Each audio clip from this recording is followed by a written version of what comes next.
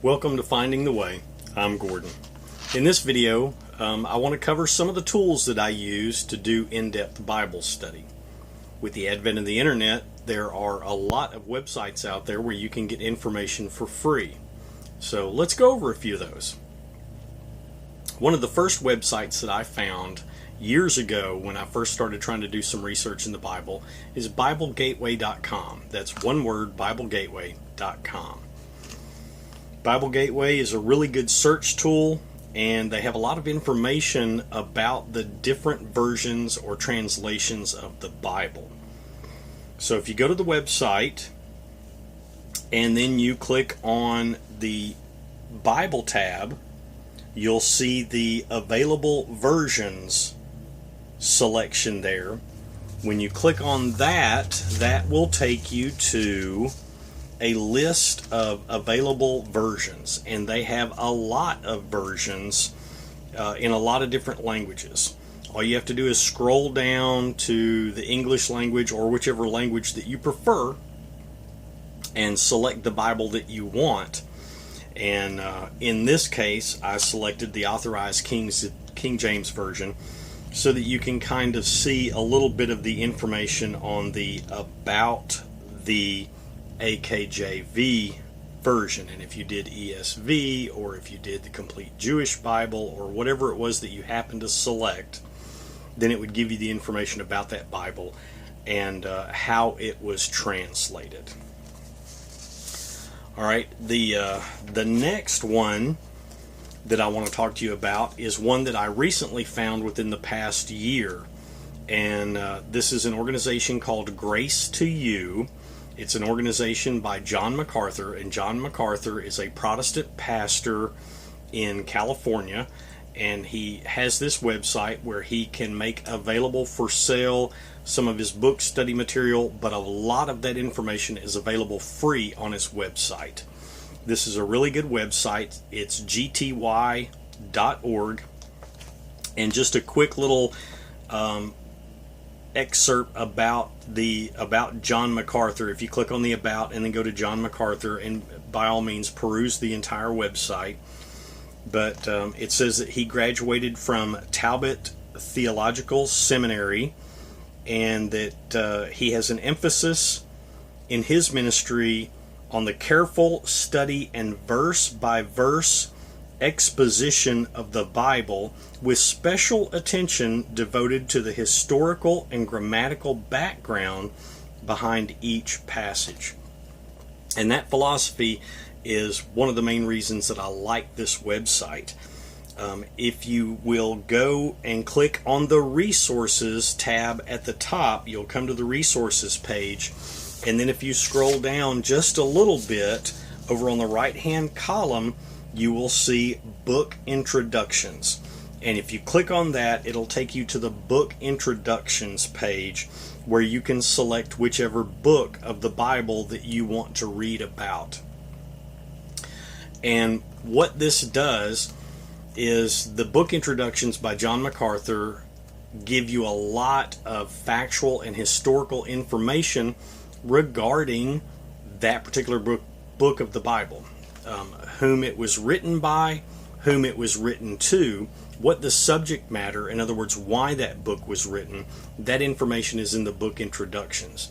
Now keep in mind, this is a man's opinion and editorial, but most of the information is historical and factual. So this is an excellent resource to go get the context that you need when you're studying the Bible and looking at verses and books and chapters, so that you don't take information out of context.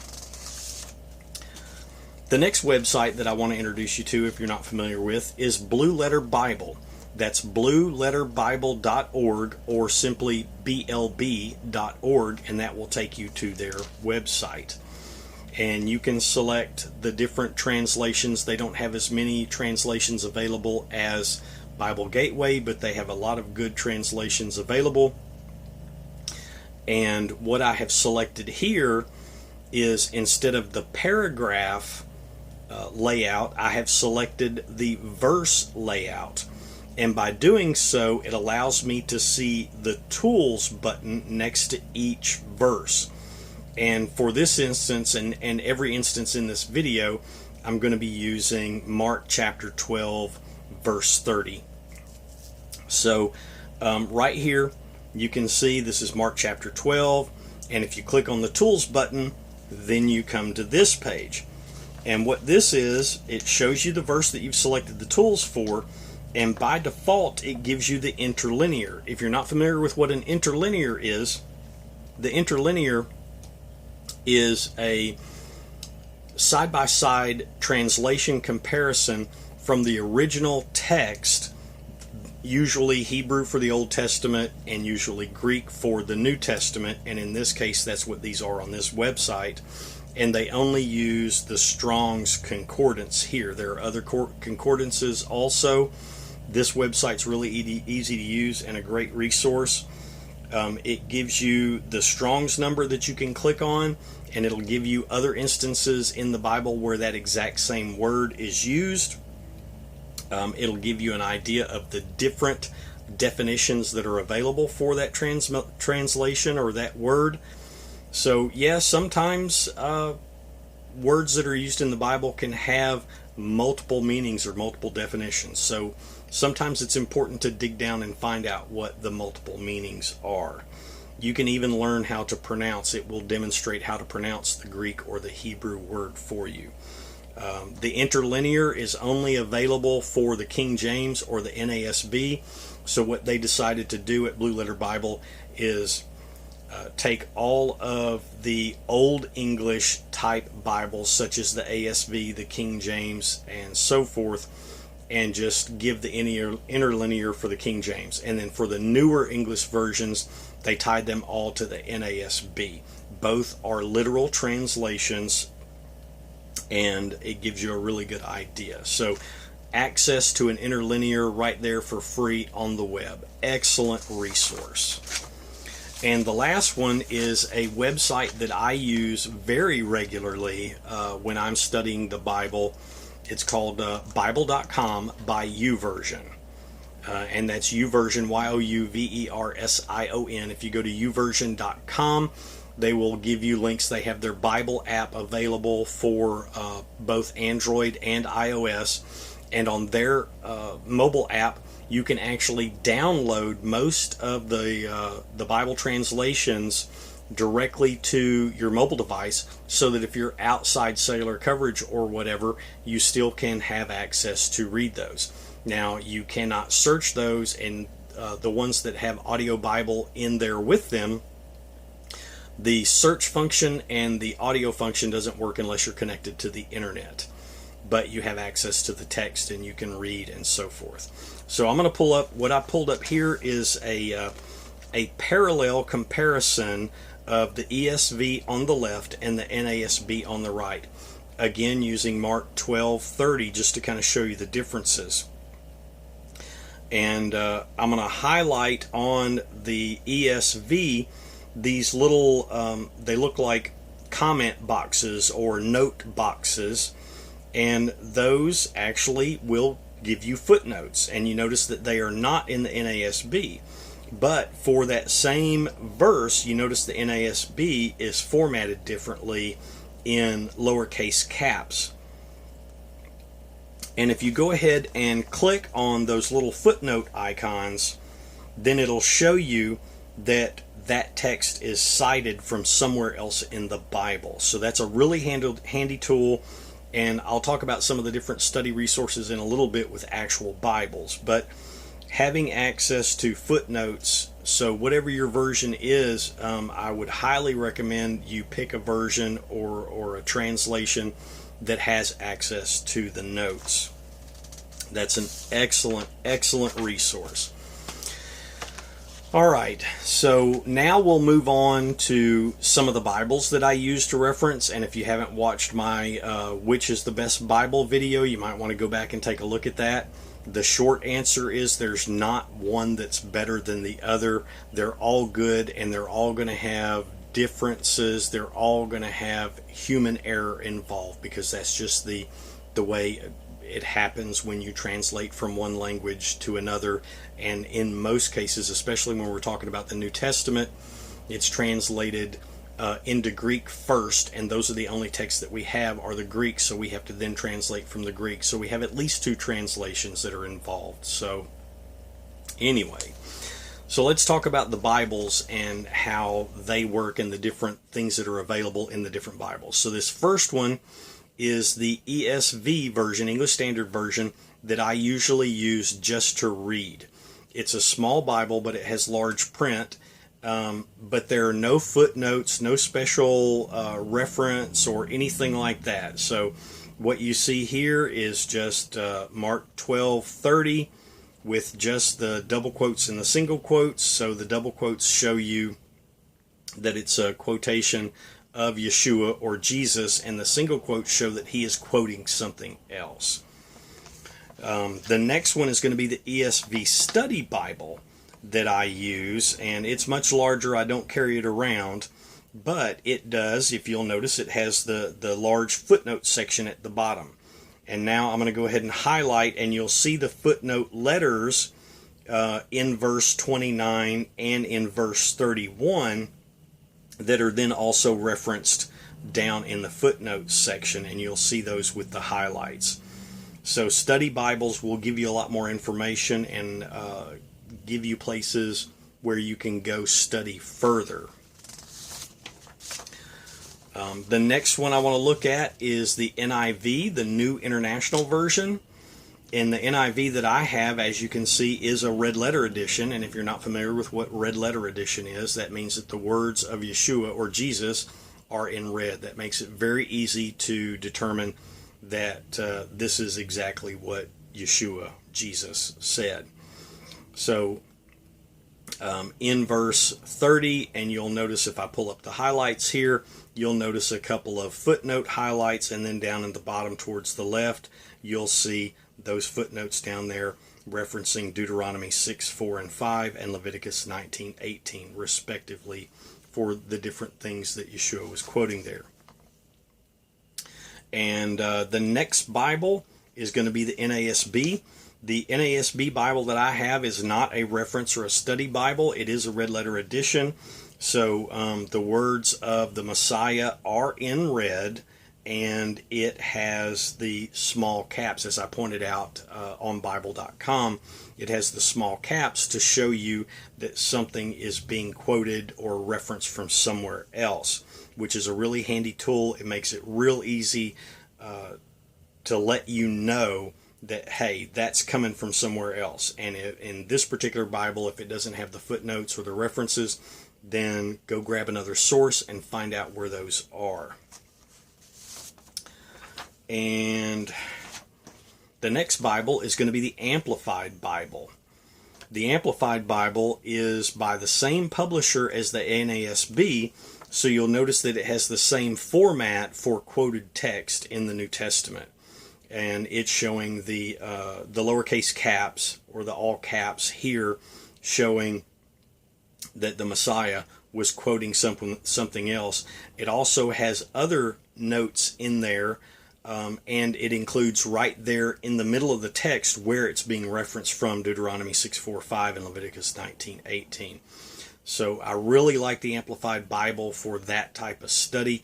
The Amplified Bible also includes a lot of extra notes, but they are definitely designated. They're in brackets or parentheses, sometimes even bolded, to show you that that's not actually part of the scripture. It's just information that's there to help you study. The next Bible is the King James Version, and yes, this is the King James Bible from my teenage youth. And you'll notice it is also a red letter edition, shows the words of the Messiah in red. And I'm going to go ahead and pull up some highlights here in the middle of verse 29, in the middle of verse 31. You'll notice that little R that's showing that you need to check the reference column. The reference column is there in the middle, and then down towards the lower center of this photo, you'll notice that I highlighted where it shows verse 29 is referencing Deuteronomy 6, 4, and also a reference made to that in Luke 10:27. And then verse 31 is referencing Leviticus 19:18 with other references in Matthew 22, Romans 13, and I believe there may even be a few more, but when I took the photo, I didn't capture all of that. So the King James Reference Bible is a good one, and I'm sure you can get a Reference Bible in multiple editions. You can get studied Bibles in multiple editions. John MacArthur has his own versions of study Bibles in different versions, different translations that will include his book introductions. The book introductions are a huge, huge help in studying the context when you're studying the Bible. And the last two are a little bit different. They're not exactly fully English Bibles, but let's pull up the Complete Jewish Bible. And this Complete Jewish Bible is actually a Complete Jewish Study Bible. And you'll notice that the quotation in the middle of verse 29 is bolded and indented, and also in verse 31 is bolded and indented. And that shows you that it is a quote from somewhere else. And it also has footnote letters over to the side, and then down at the bottom it shows you that verse 29 is from Deuteronomy 6, 4, and 5, and verse 31 is Leviticus 19, 18. Highly recommend that. Gives a little bit different perspective on things, remembering that the Messiah was actually from the tribe of Judah, so therefore he was a Jew. So having at least one reference book that gives you a little bit of a Jewish perspective, I think will help you a lot to understand the Messiah and the apostles, because they were all Jewish. And then the last one I want to show you is a Bible called the Scriptures. And the Scriptures is, it can be a little bit hard to read until you learn a little bit of Hebrew, because it does mix actual Hebrew characters, Hebrew words, along with the English transliteration in an attempt to help you learn to pronunciate the Hebrew words for names, and then a lot of English. But it is a literal translation, and it also has, you'll notice that verse 30 is bolded, and that shows you that it's a quote.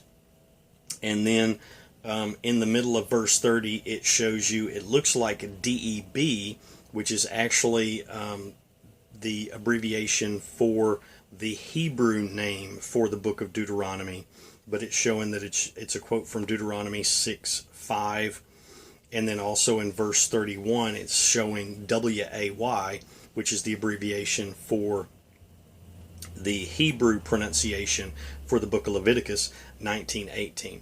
And don't get freaked out, it's not all in Hebrew. When you're looking at a book, on one page it will have the English, like if you're used to the book of Matthew, for example, or let's go with the book of Matthew. So on one page it will say Matthew, and then on the opposing page it will say Mattiyahu, which is the Hebrew pronunciation of his name.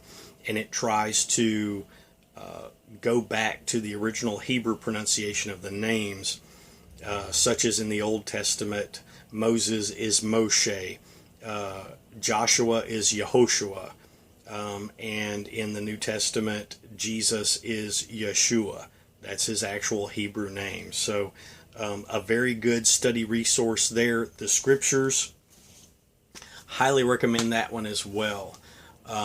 Heck, I highly recommend that you just get out there and actually start studying your Bible, no matter what the translation is, as long as it's not a full-on paraphrase down to the deep end of paraphrase, such as the Message. And if the Message is the only introduction that you have to the Bible, by all means, something is better than nothing. But if you're trying to find the full truth of the Bible, you need to have a good literal translation, or a Bible that is translated to give you the in-depth meaning of the Hebrew idioms and so forth. So that covers the tools that I use mostly. Are those by all means all the tools that I use? No. I let my fingers do the walking and get on Google. I search all kinds of subject matter, biblical. I've found that the Vatican archives are a great resource for a lot of information. In fact, modern Christianity, most Protestant churches come from Catholicism. I mean, that's how that all started. So the history and the origins of the church can be found through the Catholic Church. There's also a historian, he was a Jewish priest and a historian, and I want to say it was somewhere around 30, 60 AD, something like that. Anyway, do a search for Flavius Josephus. Flavius Josephus, and he has some very good historical writings that have a lot of information about the church at the time as well. And again, don't be afraid to use your favorite search engine, Yahoo, Google, DuckDuckGo, whatever it may be. Get out there and do some research. Get out there and go read and study your Bible. Thank you all for spending this time with me on this video. Thank you for taking some time to sit with me as I go about finding the way. God bless you all. Take care.